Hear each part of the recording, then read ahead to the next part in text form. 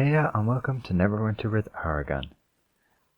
Mod 19 has just hit preview, and with it came new changes to all of the healing roles.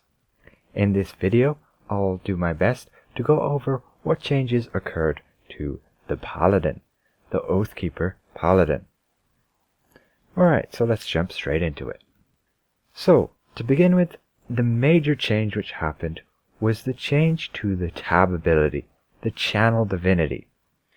We now gained a new effect where instead of channeling divinity that we would gain more divinity, it gives us the ability to heal targets. So, essentially it gives us Aura of Divinity and Hand of Divinity. So, Aura of Divinity is essentially this little marker icon that you will be able to put on yourself or on a target in your party. If I do it now, I need to look at nothing, hit tab slightly, and you see I gain these wings over my head. That means I am the target of that Aura of Divinity. Essentially, this Aura of Divinity will gain a little buff depending on what aura you're using. Currently I like to use Aura Restoration. Essentially it will give an additional 2% incoming healing to that target. Now, an additional bonus with this tab is the Hand of Divinity. It gives us the ability to give a huge heal to the target of our Aura of Divinity. When you hold down the tab, it will charge up a heal up to 2.5 seconds with a max magnitude of 1500 heal. This heal will raise an equivalent divine barrier equal to the amount of hit points healed. Now of course if that heal crits, that shield will be doubled, but if you have the Mystery of Warding feat. That's nothing new. So if I hold down tab, it's like this. You can see it's channeling. When I let it go, it gives me that shield. Now that shield is not a crit shield. If I do it again so that I gain a crit, there we go, you can see I have a crit and my shield is completely full. Currently I have 146,000 HP. That shield is well beyond it. Test it on a tank. I think it's nearly 1,000,000 in size, which is awesome. This ability essentially gives you a very unique mechanic in order to heal the tanks. It's very handy when you need to heal a tank and you can't directly target him. As long as he is within 100 feet of you, has this mark on him, you'll be able to heal him just by channeling your tab a bit and releasing to give them a nice big heal. Keep in mind, you can channel it just for a short time and heal for a little amount.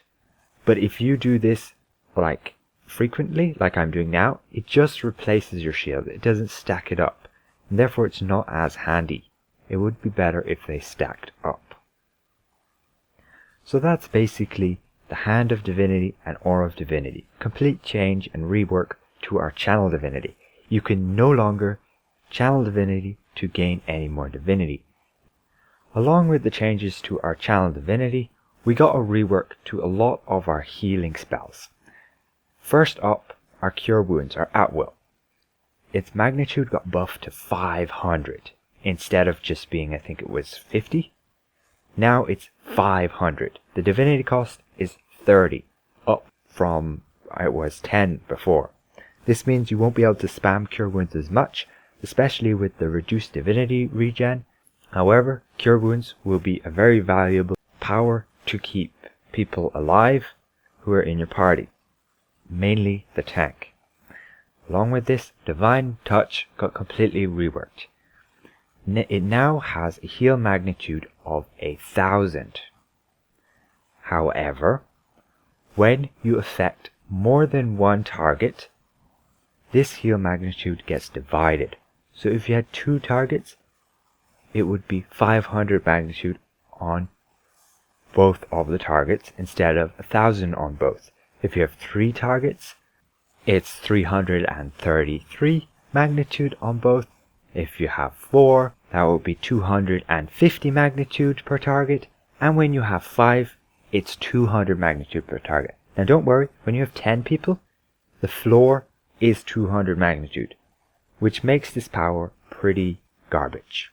Okay, currently on mod 18, Divine Touch has a magnitude of 300.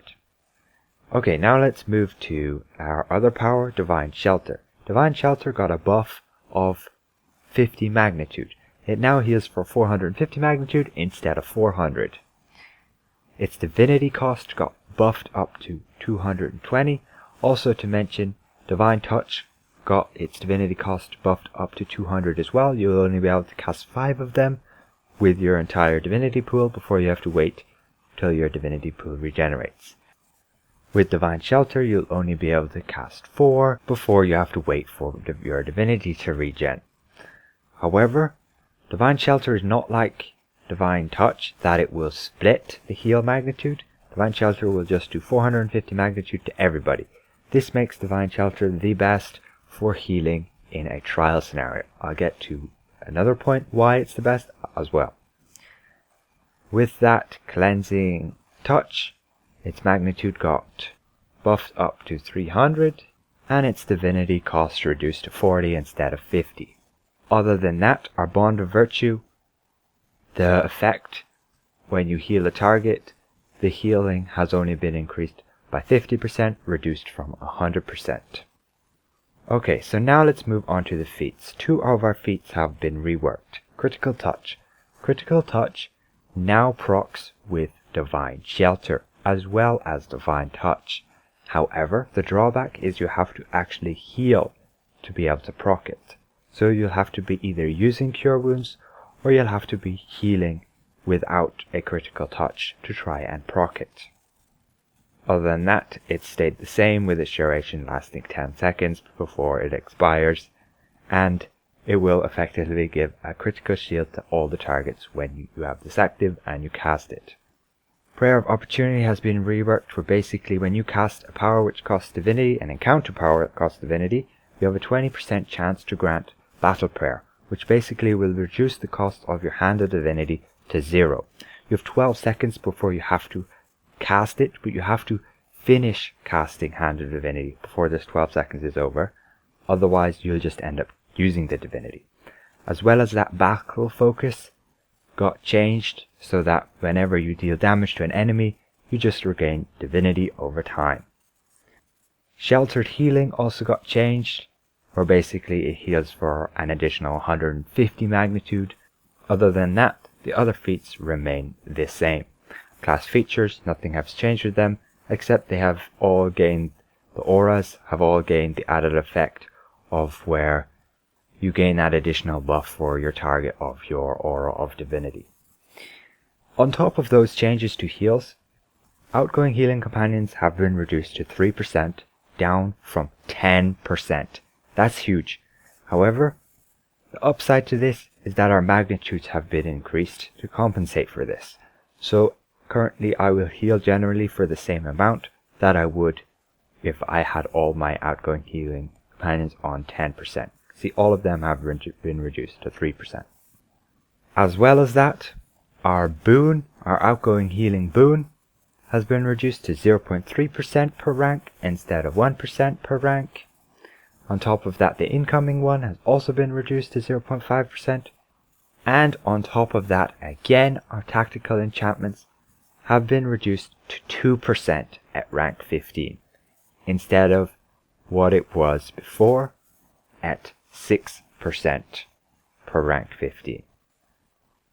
This means you can get a total of 10% incoming healing from your tactical enchantments. It also means, with the change to the companions and their outgoing healing of only 3% per companion at legendary, this makes Wisdom, the ability score, a lot better than it was before. Now 7.5% extra outgoing healing is actually pretty good. It's worth 2 legendary companions and a bit more. If you would consider taking power over the outgoing healing bonus itself, that is a viable strategy. However, power, when you have a decent amount, will be the equivalent of the outgoing healing. Okay, so I believe that's everything on the Paladin healing. If I've missed anything, feel free to let me know in the comments below. If you have any questions, also feel free to leave them in the comments below. If you like what you saw here, consider leaving it. If I presented this video well, consider leaving it a like. And if you're new around here, consider subscribing. And goodbye for now.